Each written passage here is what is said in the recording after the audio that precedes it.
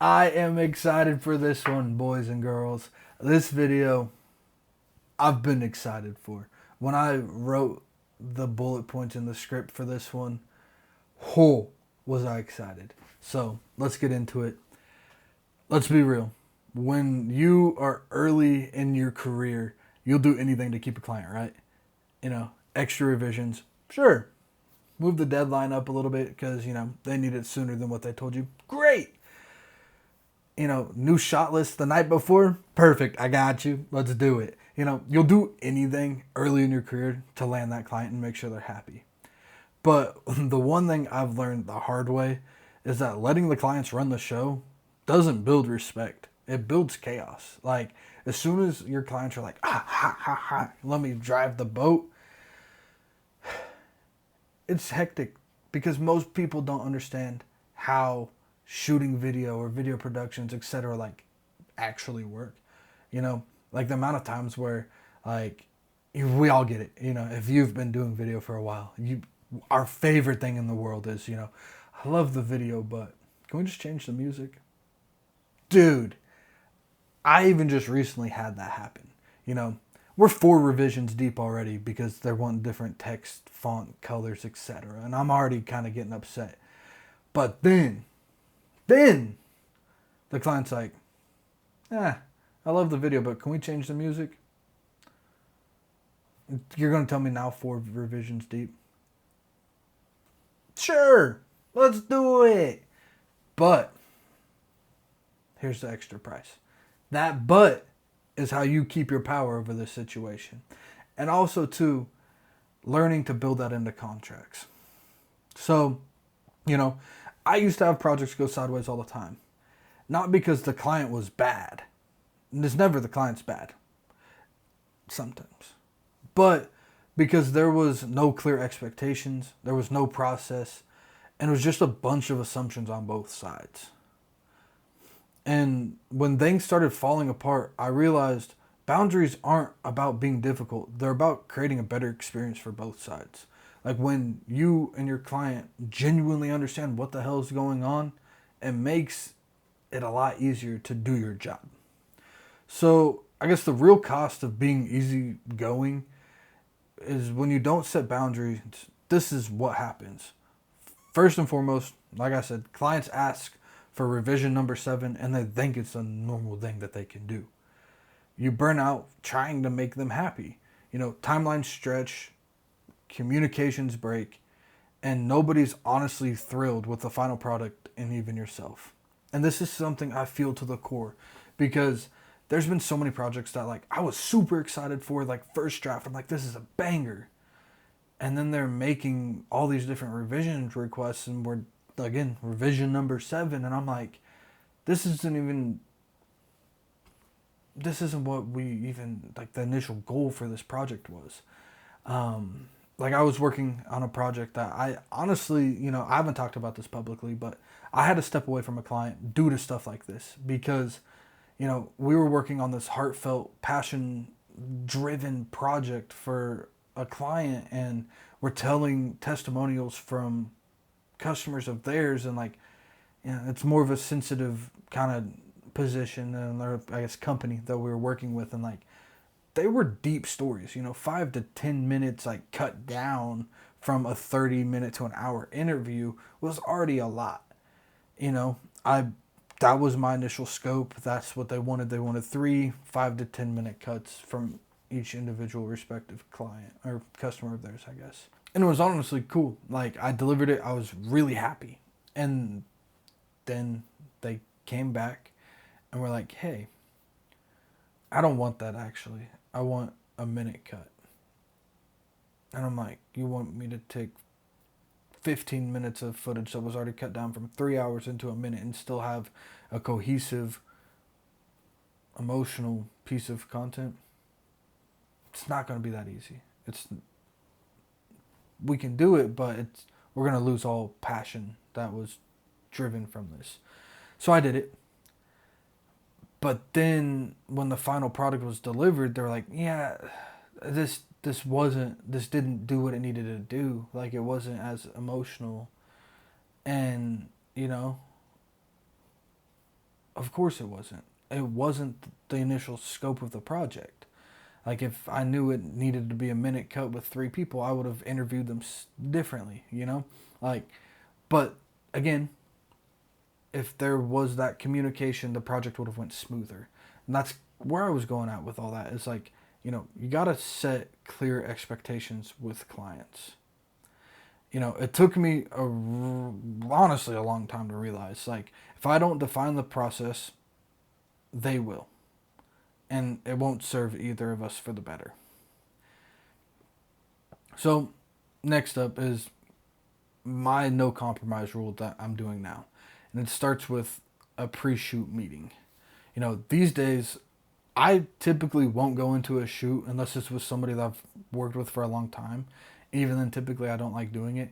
But I won't go into a shoot without a pre-shoot meeting. In this pre-shoot meeting, we get on a call, we run through deliverables, our timeline, shot list, the usage of the content, the style, the tone, everything. And I want the client to feel heard, but also I want them to know the process that I'm bringing to the table. Because if they don't understand the process, they're going to assume that it's easier than what it actually is to do this stuff.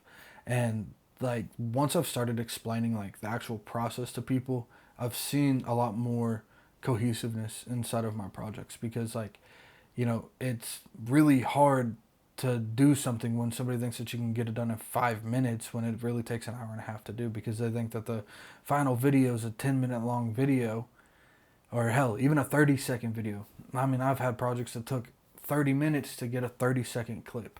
So, just explaining that to them ahead of time allows for things to go a lot smoother. And again, this meeting, just like a contract, will protect both of us. No surprises, no guessing, no, oh, I thought we agreed later on. Lastly, here's what to set expectations on before you film.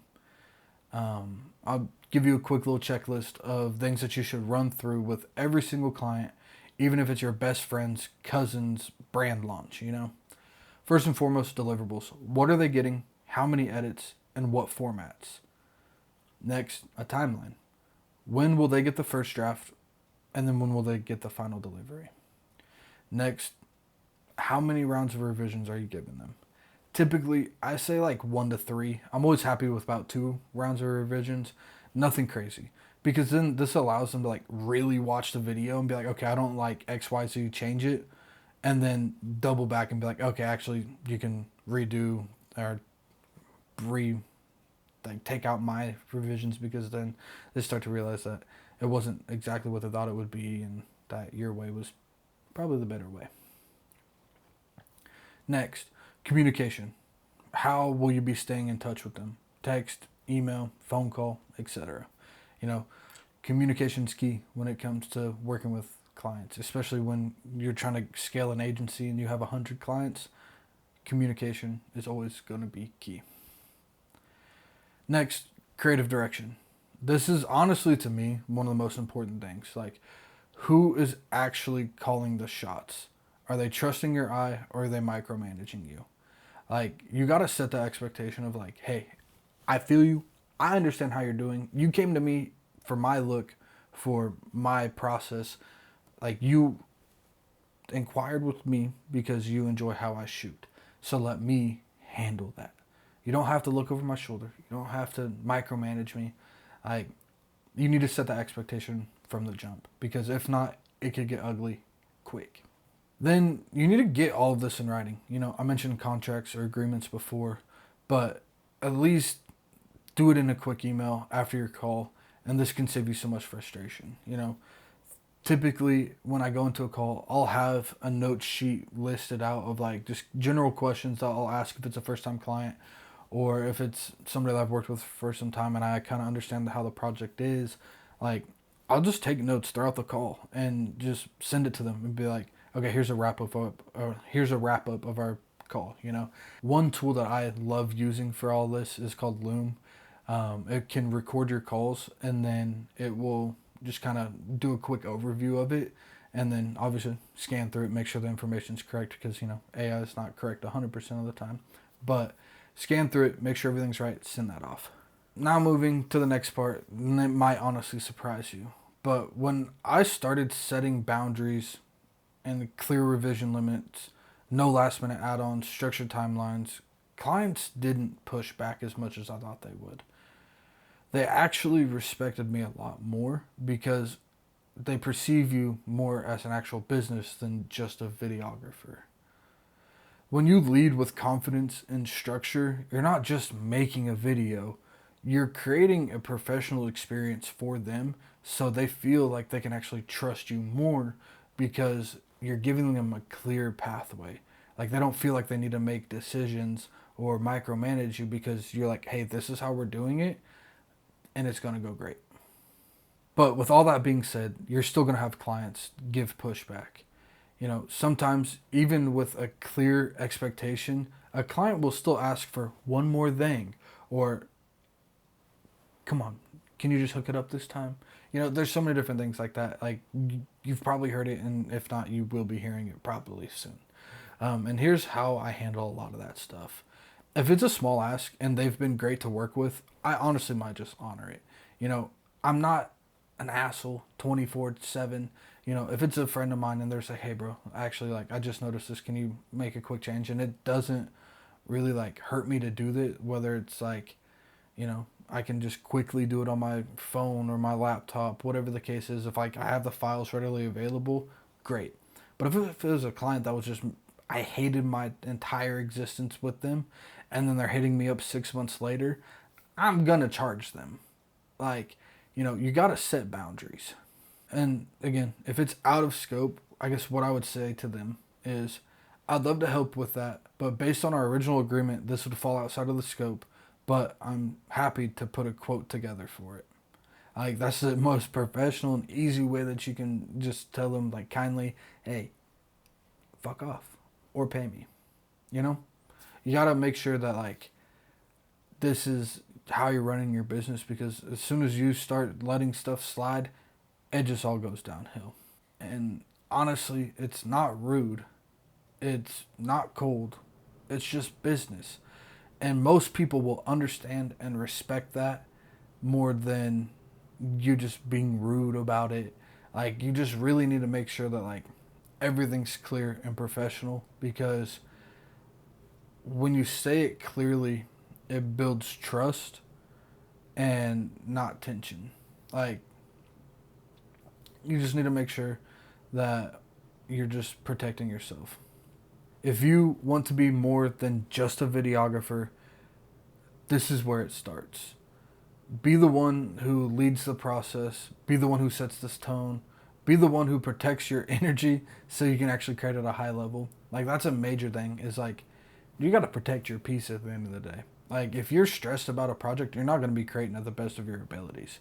If you're dealing with somebody micromanaging you, you might slip up because somebody's watching over your shoulder. Trust me, that's happened before. I'm second guessing myself because I got someone watching over my shoulder when I knew the way I had it set up initially was great.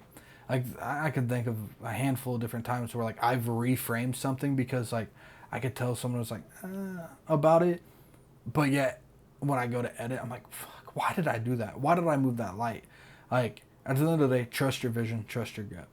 So, as always, thank you for sitting through this, listening to me to ramble. It's been great to sit down and just talk about video stuff again. So, if you are a videographer that's looking for more one-on-one help, feel free to reach out to me. But also, down below is our Discord link. So, if you are interested in joining a community of like-minded individuals, down there is where to be. So, catch y'all.